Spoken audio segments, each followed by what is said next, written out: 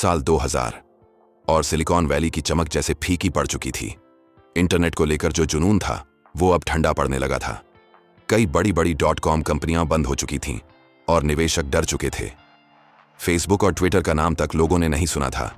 Technology की दुनिया पर संकट के बादल मंडरा रहे थे, लेकिन इसी अंधेरे में एक इंसान ऐसा था जो भविष्य की नींव रख रहा था, एलन मस्क।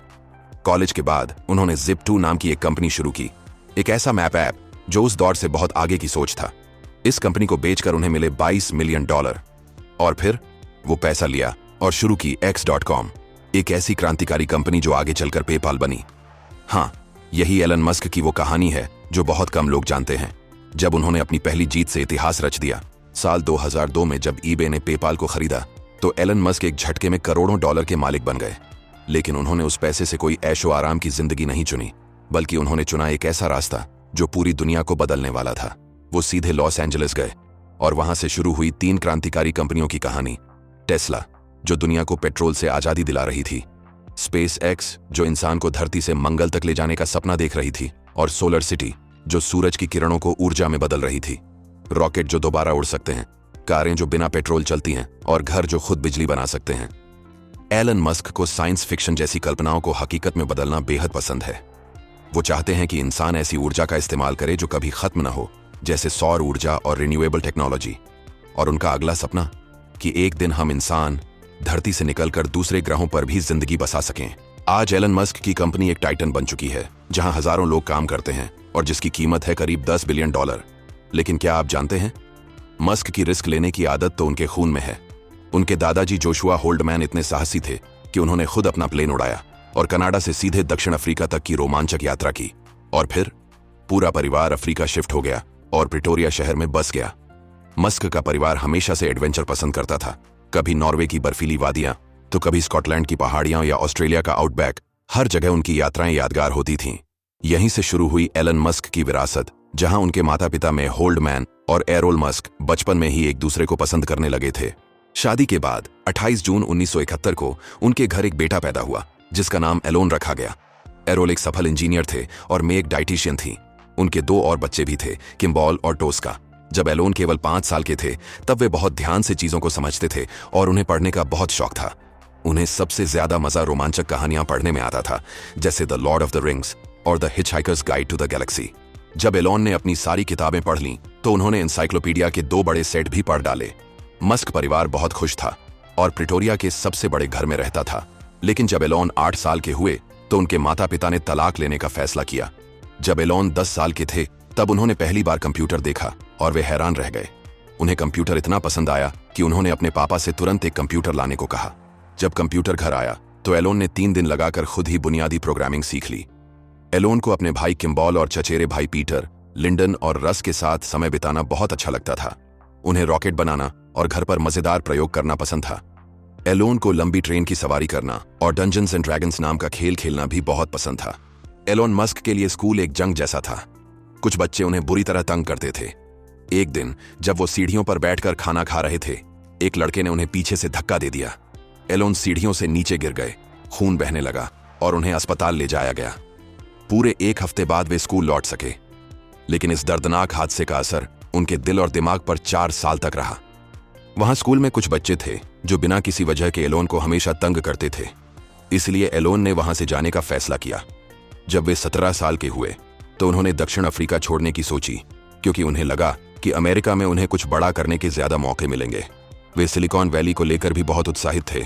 जब उनका परिवार कनाडा का नागरिक बन गया, तो एलोन ने नई जिंदगी शुरू करने के लिए कनाडा जाने का फैसला किया। लेकिन वहां उनके लिए जीवन आसान नहीं था। उनके पास रहने के लिए घर नहीं था और कुछ समय तक उन्हें हवाई जहाज में ही रहना पड़ा। मस्क ने सब्जियां उगाने और लकड़ियां काटने जैसे काम किए। बाद में किम्बॉल भी कनाडा आ गए। 1989 में मस्क ने ओंटारियो में क्वींस यूनिवर्सिटी में दाखिला लिया। एलोन को अंतरिक्ष और ऊर्जा के बारे में बात करना बहुत पसंद था, लेकिन उनके कुछ सहपाठी उनका मजाक उड़ाते थे। लेकिन किस्मत से उन्हें कुछ ऐसे दोस्त मिल गए जिन्हें ये चीजें भी पसंद थीं। एलोन ने कंप्यूटर ठीक करके और अपने साथ रहने वाले लोगों को पुर्जे बेचकर थोड़ा पैसा भी कमाया। 2 साल बाद उन्हें पेंसिल्वेनिया यूनिवर्सिटी में स्कॉलरशिप मिली, जहां उन्होंने इकोनॉमिक्स और फिजिक्स की पढ़ाई की। उन्होंने कहा कि सौर ऊर्जा बहुत आगे बढ़ेगी, बड़े सौर पावर प्लांट बनाए जाएंगे। उन्होंने सौर सेल और उन चीजों के बारे में बताया जो उनकी ताकत बढ़ाती हैं। उन्होंने अल्ट्रा कैपेसिटर पर लिखा, जो एक खास तरह की बैटरी है और बहुत ऊर्जा रख सकती है। वे वास्तव में जल्दी चार्ज हो सकते हैं और नियमित कैपेसिटर की तुलना में बहुत अधिक शक्ति दे सकते हैं। मस्क पहले से ही इलेक्ट्रिक कार और रॉकेट बनाने के बारे में सोच रहे थे। उनके शिक्षकों ने कहा कि उन्होंने चीजों को स्पष्ट रूप से समझाने में बहुत अच्छा काम किया। वे कठिन विज्ञान विचारों को समझते हैं और जानते हैं कि उनसे पैसे कैसे कमाए जा सकते हैं। स्कूल खत्म करने के बाद उन्होंने पहले वीडियो गेम बनाने के बारे में सोचा, लेकिन वे ऐसा काम करना चाहते थे जो दुनिया की सच्ची मदद करे। वे अक्सर अंतरिक्ष, साफ ऊर्जा और इंटरनेट के बारे में सोचते थे। उन्हें विश्वास था कि वे भविष्य बदल सकते हैं और बहुत महत्वपूर्ण काम कर सकते हैं। 1994 में किम्बॉल और एलन नाम के दो दोस्तों के मन में इंटरनेट पर व्यवसाय शुरू करने का विचार आया। मस्क सीखने के लिए सिलिकॉन वैली चले गए और स्कूल खत्म करने के बाद उन्होंने और किम्बॉल ने मिलकर जिप2 शुरू की। जिप2 येलो पेज की तरह एक ऑनलाइन वेबसाइट थी जिसमें सभी तरह के व्यवसायों की जानकारी थी और ये बताती थी कि उन्हें मानचित्र पर कहां ढूंढना है। एलोन वेबसाइट बनाने में लगे थे और किम्बॉल घर घर जाकर व्यवसायियों को इसके बारे में बताते थे, लेकिन कई लोगों को समझ नहीं आया कि जिप2 क्या है और ये उनकी कैसे मदद कर सकता है। उन्हें निवेशक ढूंढने में थोड़ा समय लगा। अंत में एक व्यक्ति ने नए बिजनेस में पैसा लगाने का फैसला किया और उन्हें $3 मिलियन दिए। इससे जिप2 ने अखबारों में विज्ञापन देना शुरू किया। कंपनी बड़ी होने लगी और एलोन मस्क अब कंपनी के मालिक नहीं थे, बल्कि वे मुख्य तकनीकी अधिकारी CTO बन गए। उन्होंने अपने कंप्यूटर प्रोग्राम को बेहतर बनाने में मदद करने के लिए और लोगों को काम पर रखा। 1998 में जिप2 ने सिटी सर्च के साथ मिलकर काम किया और ये $300 मिलियन का एक बड़ा सौदा था, क्योंकि सिटी सर्च एक प्रतिस्पर्धी थी। फिर 1999 में कंपैक्ट ने जिप2 को खरीद लिया। मस्क भाइयों ने अपने इंटरनेट विचार को कुछ वास्तविक रूप दिया, लेकिन यह आसान नहीं था। एलन मस्क सिर्फ 10 सालों में कनाडा के एक युवा यात्री से सिर्फ 27 साल की उम्र में करोड़पति बन गए। उन्होंने एक बड़ा अपार्टमेंट, एक छोटा हवाई जहाज और एक स्पोर्ट्स कार खरीदी। जब वे युवा प्रशिक्षु थे तो उन्होंने इंटरनेट पर बैंकिंग करने का तरीका सोचा। उन्होंने अपने बॉस को बताया, लेकिन उन्हें यह विचार अच्छा नहीं लगा। 1990 के दशक में लोग ऑनलाइन सामान खरीदने से डरते थे, खासकर किताबें, क्योंकि वे अपने क्रेडिट कार्ड की जानकारी इंटरनेट पर देना पसंद नहीं करते थे। लेकिन मस्क वास्तव में एक ऑनलाइन बैंक बनाना चाहते थे, इसलिए उन्होंने अपना प्रोजेक्ट शुरू करने के लिए $12 मिलियन लगाए। उन्होंने ऑनलाइन बैंक का नाम X.com रखा और उनके एक साथी ने कहा कि यह एक स्मार्ट विचार है। X.com एक ऐसी कंपनी है जिसने बैंकों के काम करने के तरीके को बदल दिया। मस्क का मानना था कि बैंकर गलतियां कर रहे हैं और उन्हें लगा कि वे बेहतर काम कर सकते हैं, जैसा कि उन्होंने जिप2 के साथ किया था। X.com एक वास्तविक वित्त कंपनी बन गई, जिसका अर्थ है कि ये लोगों को उनके पैसे को कानूनी रूप से मदद कर सकती है। इसे बैंकिंग सेवाएं प्रदान करने और लोगों के पैसे की सुरक्षा करने के लिए विशेष लाइसेंस मिले। नवंबर 1999 में वेबसाइट लॉन्च की गई और मस्क ने यह सुनिश्चित करने के लिए लगातार पूरे 2 दिन कार्यालय में काम किया कि सब कुछ सही हो।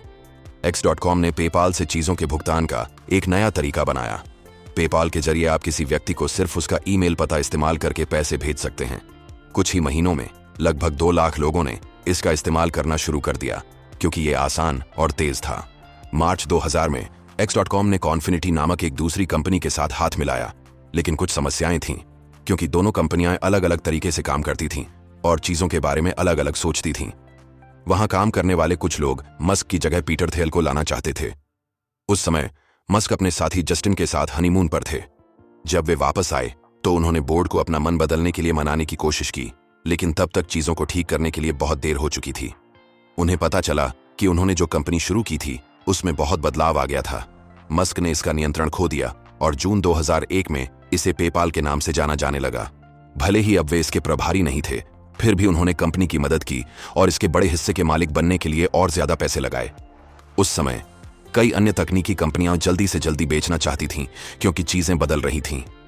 मस्क ने बोर्ड से कहा कि वे कोई भी प्रस्ताव स्वीकार न करें। पेपाल ने वाकई अच्छा प्रदर्शन किया और 1 साल में $240 मिलियन कमाए। ये एक मजबूत कंपनी बन गई और अपने शेयर जनता के साथ साझा करने के लिए तैयार थी। फिर 2002 में ईबे ने पेपाल को $1.5 बिलियन में खरीदना चाहा। करों का भुगतान करने के बाद मस्क को $180 मिलियन मिले। पेपाल तब भी चलता रहा जब कई इंटरनेट कंपनियां संघर्ष कर रही थीं। इसका एक कारण यह भी था कि एलन मस्क ये समझने में बहुत अच्छे थे कि लोग क्या चाहते हैं और कौन सी तकनीक बदल रही है। 9/11 की वजह से आई बड़ी समस्याओं के बाद भी पेपाल ने बहुत अच्छा प्रदर्शन किया और बहुत सफल रहा। जून 2001 में जब एलन मस्क 30 साल के हुए तो वे अपनी पत्नी के साथ सिलिकॉन वैली से लॉस एंजल्स चले गए।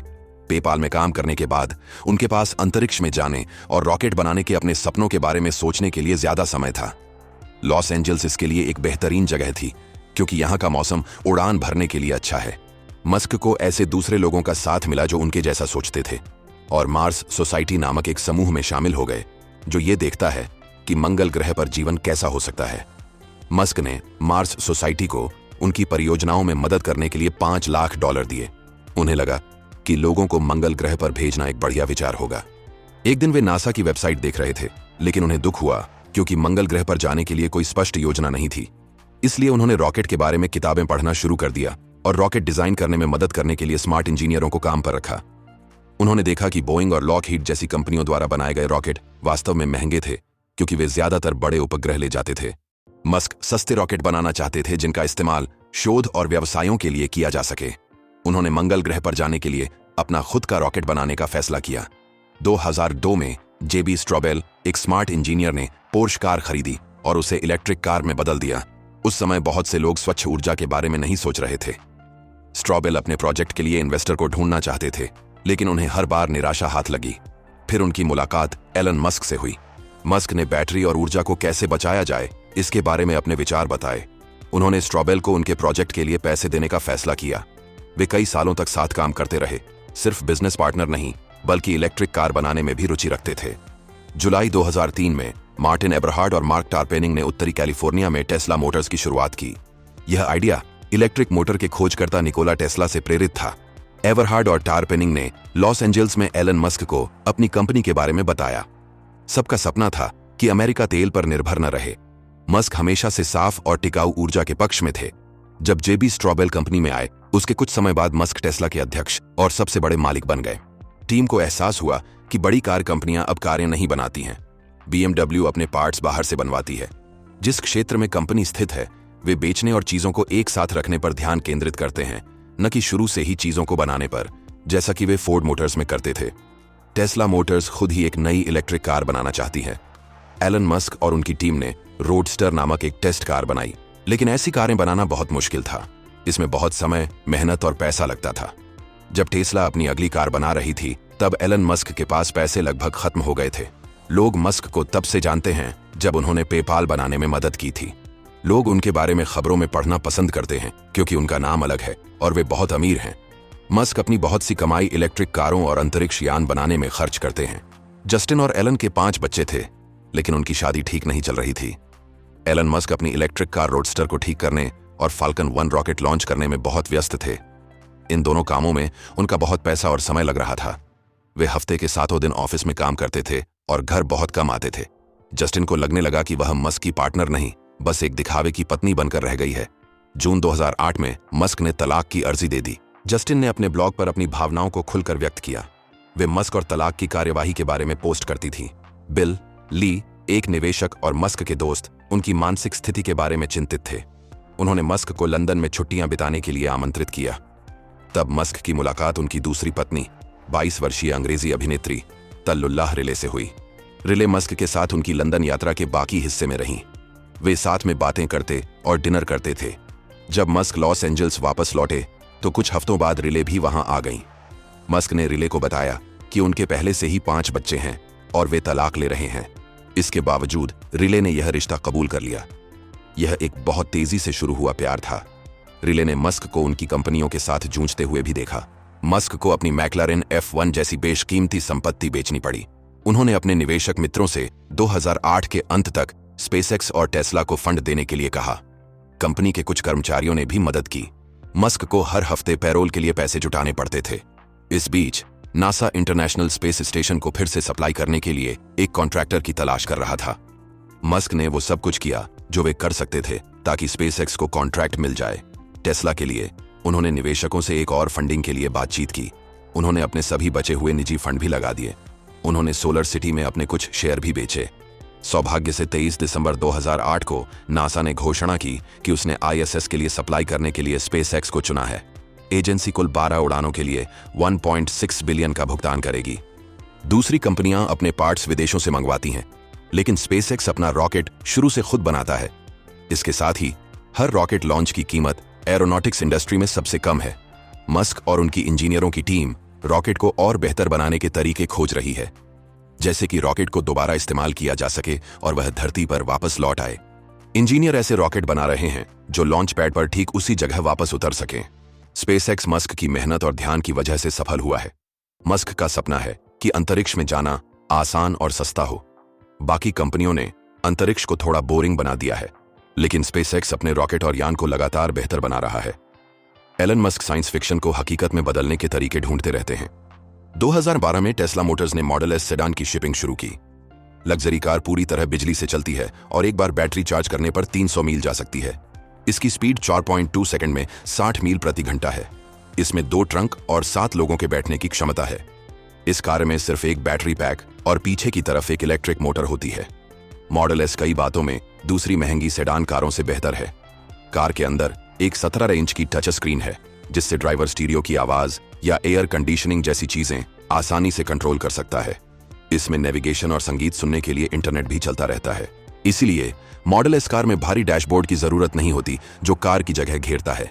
जैसे ही कोई व्यक्ति सीट पर बैठता है, सेंसर उसका वजन पहचान लेते हैं और कार अपने आप चालू हो जाती है। इसके अलावा मॉडल एस को हाईवे पर सोलर एनर्जी से चलने वाले स्टेशनों पर मुफ्त में चार्ज किया जा सकता है। किसी भी तरह से इलेक्ट्रिक कार सीधे आपके घर के कार्यालय या कहीं भी पहुंचाई जाएगी।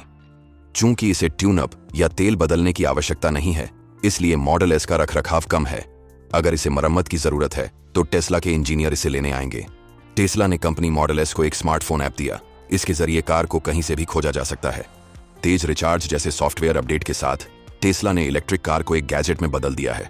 जैसा कि शुरुआती मालिकों में से एक ने कहा, यह परिवहन के बारे में सब कुछ बदल देता है। ये पहियों पर चलने वाला कंप्यूटर है। रिविव बंधु अपने चचेरे भाई एलन मस्क के साथ दक्षिण अफ्रीका में पले बढ़े। .com बबल से पहले उन्होंने सॉफ्टवेयर कंपनी एवरड्रीम की स्थापना की थी। वे एक नए उद्यम की तलाश में थे। मस्क ने सुझाव दिया कि वे सौर ऊर्जा में उतरें। उस समय उपभोक्ताओं के लिए सौर पैनल खरीदना और स्थापित करना कठिन था। इस बात की कोई गारंटी नहीं थी कि पैनल उनके घरों पर पर्याप्त धूप डालेंगे। सोलर सिटी की शुरुआत 2006 में रिव्यू बंधुओं ने की थी। कंपनी के पास यह निर्धारित करने के लिए सॉफ्टवेयर था कि संपत्ति के लिए सौर ऊर्जा स्रोत अनुकूल है या नहीं। सोलर सिटी में सोलर पैनल लगाने के लिए एक टीम काम करती है। मस्क सोलर सिटी के सबसे बड़े मालिक हैं और उनके पास करीब 30% हिस्सा है। 6 साल में सोलर सिटी अमेरिका की सबसे बड़ी कंपनी बन गई जो घरों पर सोलर पैनल लगाती है। उसने वॉलमार्ट और इंटेल जैसी बड़ी कंपनियों के लिए भी अपनी सेवाएं दी हैं। सोलर सिटी 2012 में बाजार में आई थी। 2014 तक इसकी कुल संपत्ति $7 बिलियन तक पहुंच गई। मस्क ने देखा कि 1 घंटे की सौर ऊर्जा पूरे साल की बिजली जरूरत पूरी कर सकती है। इसका तरीका है बैटरी पैक को चार्ज करना, ताकि रात को या बिजली जाने पर इसका इस्तेमाल किया जा सके। साथ ही बिजली जलाने के लिए अच्छे और असरदार सौर सेल का इस्तेमाल होना चाहिए। मस्क ने 2014 में यह सब संभव कर दिखाया। तीनों कंपनियों ने अपने अपने उद्योगों में अंडरडॉग के रूप में शुरुआत की, लेकिन मस्क की कड़ी मेहनत के कारण वे अपने क्षेत्रों में सर्वश्रेष्ठ बन गए। 2025 में टेस्ला के पास बाजार में 6 कारें उपलब्ध होंगी। सोलर सिटी एक प्रमुख उपयोगिता कंपनी बन जाएगी। इस बीच स्पेसएक्स मनुष्यों और कार्गो की साप्ताहिक उड़ानें अंतरिक्ष में भेजेगा। स्पेसएक्स के पूर्ण इस्तेमाल होने वाले रॉकेट चंद्रमा के चारों ओर घूमेंगे। फिर वे पृथ्वी पर वापस आकर उसी जगह उतरेंगे जहां से उन्होंने उड़ान भरी थी। चंद्रमा के बाद स्पेसएक्स का अगला मकसद मंगल ग्रह पर जाना है। एलोन मस्क का मानना है कि उनकी सारी कंपनियां एक दूसरे से जुड़ी हुई हैं। जैसे सोलर सिटी, जो इलेक्ट्रिक कारों को चार्ज करने के लिए सोलर पैनल बनाती है, वहीं टेस्ला सोलर सिटी द्वारा बेचे जाने वाले बैटरी पैक का उत्पादन करता है। स्पेसएक्स और टेस्ला अपने उत्पादों के डिजाइन और निर्माण पर ज्ञान साझा करते हैं। ये तीनों ही बातें दर्शाती हैं कि मस्क अपने आसपास की दुनिया को किस तरह देखते और समझते हैं। एलोन मस्क खाली हाथ अमेरिका आए थे। वे अपनी कंपनियों और अपने पूरे जीवन के काम को खोने के कगार पर थे, लेकिन एलोन मस्क ने धीरज रखा। जैसा कि उनके एक दोस्त ने कहा, 2008 में उनके साथ जो कुछ हुआ, अगर किसी और के साथ हुआ होता तो वो पूरी तरह से टूट चुका होता। वे सिर्फ जीवित नहीं रहे, वे काम करते रहे और ध्यान केंद्रित रखा। फाल्कन 1 के बाद से मस्क ने सही रॉकेट जहाज के लिए बहुत पैसा खर्च किया। उनके इंजीनियरों ने वर्षों तक काम किया और असफल रहे। मस्क ने लगभग सब कुछ खो दिया। उनकी कंपनियां दिवालियापन के बहुत करीब पहुंच गईं। प्रेस ने उन्हें उनके निजी जीवन और उनकी कंपनी की विफलताओं के बारे में परेशान करना जारी रखा, लेकिन एलोन मस्क चलते रहते हैं। वे कड़ी मेहनत करना जारी रखते हैं। वे अपने कर्मचारियों को भी ऐसा करने के लिए प्रोत्साहित करते हैं। याद रखें, सफलता सिर्फ इस बारे में नहीं है कि आप क्या करते हैं, बल्कि ये सुनिश्चित करने के बारे में भी है कि आपकी कंपनी आने वाले सालों में कठिन समय और बदलावों को संभाल सकती है। दोस्तों, पूरी ऑडियो सुनने के लिए रीगल रिच माइंडसेट आपका बहुत धन्यवाद करता है। अगर आपको ये मददगार लगा तो कृपया इसे लाइक करें